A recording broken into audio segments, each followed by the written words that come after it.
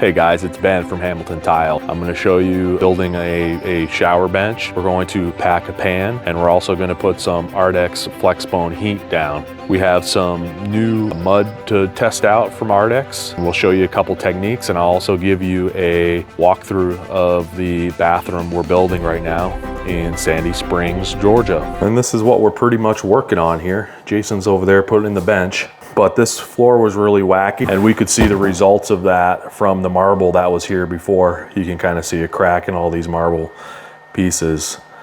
That was because it wasn't prepped very well and it had all sorts of layers of old Ditra uncoupling membrane and whatnot. This was really wonky, so we had to self-level it about 18 bags, and we filled this part over here and we filled this part over here, and this part was over an inch deep over here, probably the maximum depth. And it's really hard to pour two deep pours like that separately without this one setting up before you get this one over here poured, because the high spot's in the middle. So we poured that, got that level, poured this, got that level, left this, and filled it in with feather finish, because we are putting those big tiles in downstairs. So this has to be like super flat. We got a 1/2 inch plywood under there, screwed and glued, and you can see this is an undermount tub, so the stone will go on top of here. And really what you're going for is just to build that, so a little bit more planning here. Thing was down to the studs, so we had all this sheetrock put in and put in new walls and kind of built this over here, each for the cabinet area, and now we're just putting in the shower.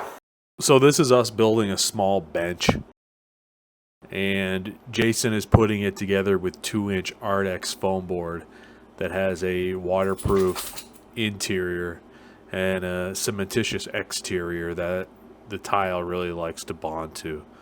This is a really heavy duty board. The old rule for us from our supplier was that we had to buy a pallet of it to get some of their 2-inch board, because nobody carried it. Apparently the rules have changed, so we're able to order individual pieces of 2-inch foam Ardex foam board, so we're really happy with it, and it's a big improvement. There's a decent walk here, so let's see.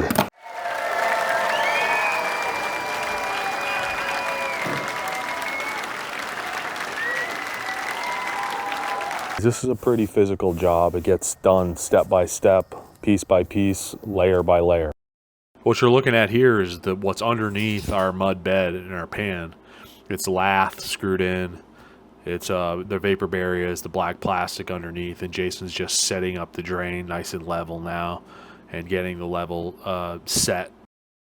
The sponsor for today's video is Dovo Laser Level. They have many uses around the job site, around the house. If you're in the market for a laser, get yourself a Dovo Laser Level through the link below. We have a nice little corner bench here. We're going to have a custom made inset box. It's going to have 2 dividers, so 3 individual cubby holes. We're going to have 2 body jets and a handheld shower head to make it easy to clean. We've used all Ardex TLT board. We're going to waterproof it with 8+9. We have a nice Flo Fx drain, and we're going to be using also the Flo Fx membrane to waterproof this entire shower. We're going to pack this pan. This is where we take a sand mixture and we create the slope. So we set our drain at a set height, and I set my perimeter screeds at the number higher that we need to be to get a 1/4 inch per foot slope, and then we just connect the dots. And then we make a nice even sloped floor to facilitate drainage. And then as for the final finishes, we're going to be using large format 24x48 porcelain tile on the walls, and on the floor we're using a 2-inch hex tile. All porcelain tile, so it's very minimal maintenance, easy to keep clean. We tore this whole room down to the studs, because with the size tile they have and the plans that we had to be very precise. So that way we're able to control to a high degree where we finish. So someone doesn't just come in here and just start building things and not thinking 10 steps ahead. That's why it's better to have one person handle everything. So we were able to put this wall where it needed to be. We were able to put this bench at a certain width so that this grout joint ended full on this inset box. Like, we had to remove a couple studs to make the plumbing fit.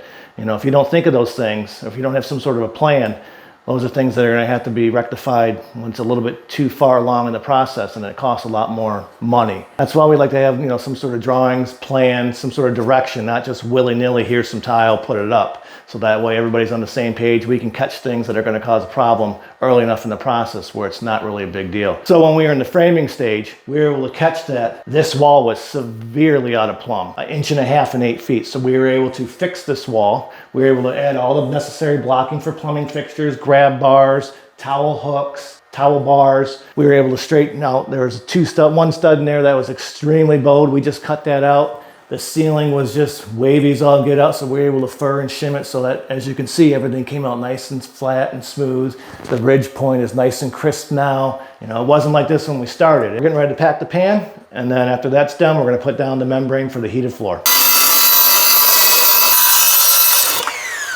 Those are gonna be the strips that go around the perimeter of the shower.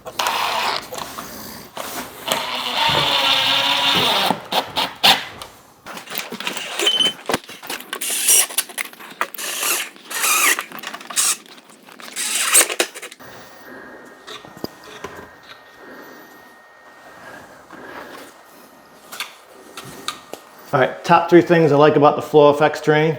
One is this short hub. A lot of instances when you're dealing with remodeling, you've got other hubs that the other plumber did. So when you're cutting pipe off, sometimes the drains with a longer hub, it gets in the way so that you can't get the right height. So we got a shorter hub on this. The drain's just more compact, so that's why they're able to accommodate the hub is closer to the top of the drain.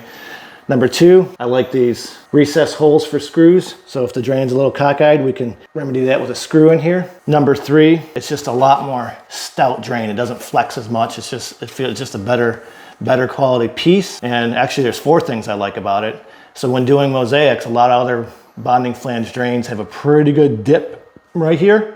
So they came up with a solution is they use a little spacer blocks that kind of fill in this whole cavity. So there's not a lot of empty space for little tiles to like sink down into the mortar. So with really small tiles, that's where this drain really shines. It's a nice even plane and you can't beat the tiles down into it and make a divot and thin set coming out and just making a mess. So those are the favorite things I like about the Flo Fx drain. If you do a topical system, I'd say go ahead and check one out. They're really good. Oh yeah, I did get my finger. Stupid laugh. Yeah, that looks fairly straight, even though we do have a little wiggle room. What the heck? I had it open yesterday. I thought I had it open earlier. Pliers, that one's on there good. There we go.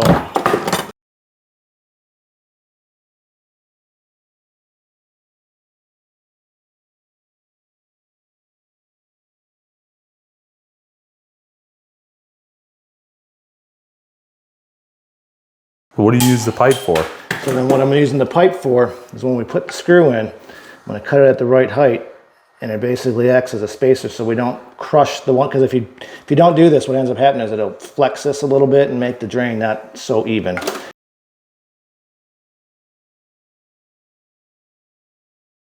So now as you can see, so now we're nice and perfectly level. Screw head's flush, so you can just leave it in. Okay, and some of you might be wondering what this pink sill seal is around the perimeter of our room. Well, that's a great question. We put that up to act as a permanent expansion and contraction zone. So it leaves us about 1/8 inch when we pour our leveler. We even leave it up for when we do our membrane, leave it up when we do our tile, when we do our grouting. So then when everything's done, we cut that off and you just have that permanent expansion zone around the perimeter. We're testing out this Ardex, I guess it's A21, it's a mud mix. Yeah guys, we've been running this Collomix here. This is the old version too, and this is a 5-year-old Collomix. You might have seen us reviewing it. Well, I just look back at that. Yeah, exactly. I don't know. It's been at least 2 years. 4 wouldn't shock me. 5 wouldn't be that shocking either. We've had it for a while. The thing I like about it is the amount of power it has, and also that it's so high up. You can see that the shaft on it makes it very easy and comfortable to mix, and you'll see that it'll whip through any mud, any dry pack that you put it on. I guess, what did they say? The new one has a digital reader on it now? The new one goes a little bit higher RPM, because this is at the lower end for Ardex because they like their stuff whipped faster.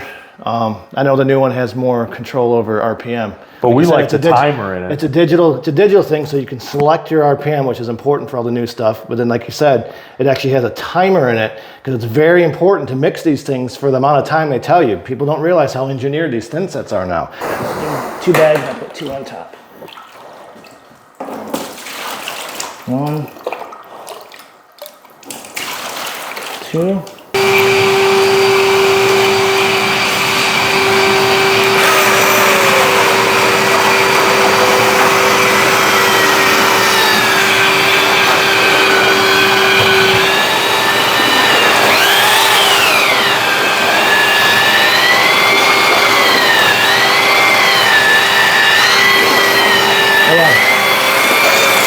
Don't mix it yet.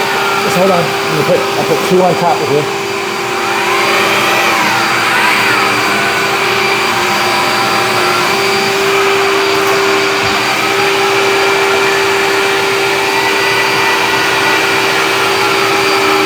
Don't put their bedroom plastic up while I'm mixing.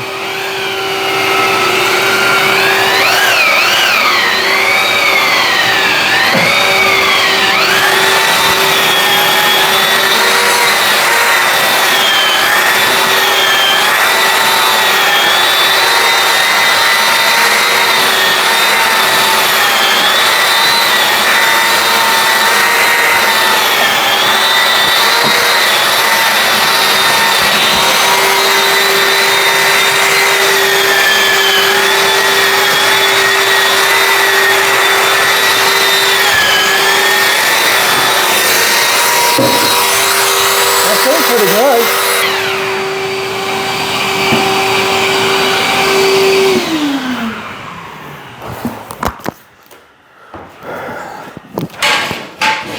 Yeah, so let's talk about what we're doing here. This is our dryer mix here. That's going to go in the main body, and you kind of want it so that when you grab it, it just holds its form.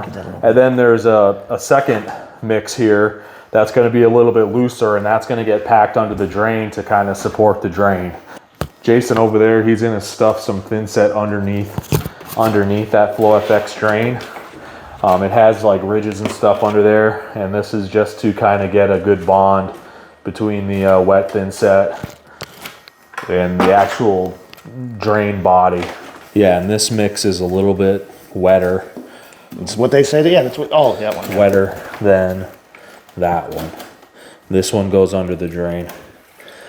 So yeah, you get this stuff packed in there. We're gonna put this stuff in there and kind of pound it down at a little bit higher level. And then we're just gonna take straight edges and connect to the screeds at the edges to the one in the middle. A few moments later. Set up right in the bucket. Yeah, if we're gonna do it, we gotta do it. So this stuff is really, yeah, it'll screed. It's just hardening in the bucket. I don't know, man. Yeah, let's get going then and stop talking about it. So at this point, we gotta mix this stuff up and get it in the pan. Yeah, we gotta get it in the pan and get it moving around. You cannot let this stuff sit in the bucket for too long.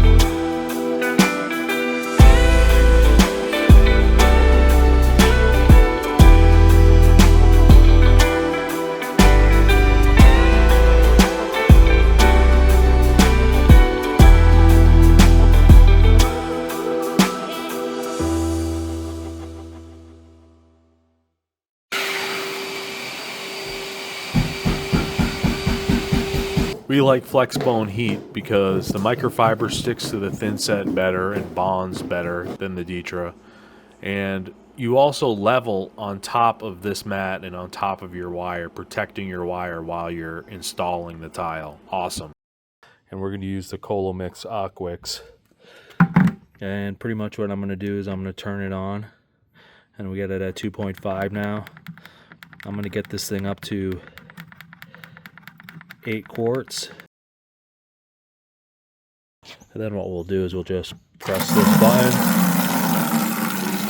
And 8 quarts of water will come out of that. And that will be the perfect amount of thin set that we need upstairs in our thin set for that uncoupling membrane. And that's it. Take it off there, put it down there.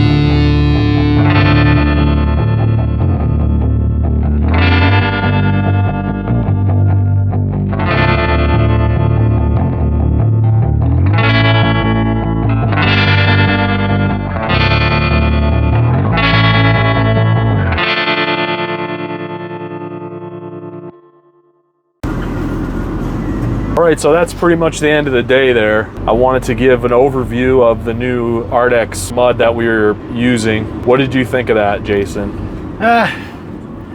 It definitely needs some work. They need to tweak the formula, but like the workability was next to none. The only reason we were able to get it done because it was a small space, so we didn't have that much mud to mix and put down, but that stuff was drying way too fast. It was drying in the mixing bucket. Then mix it up, and a minute later it'd be a hard mass almost. So once you got it down and packed it, it's treated real nice, finished real nice and smooth. I like that about it, but whatever's in there, and they need to tone it down a little bit, give it a little bit more workability. It dried incredibly fast. It's kind of a good thing for some situations, but man, it was a little bit too fast. Yeah, so that's the day there, guys. Hope you enjoyed looking in on it. Hope you enjoyed looking at the video and spending some time with us. Hope everybody has a good one. Over and out.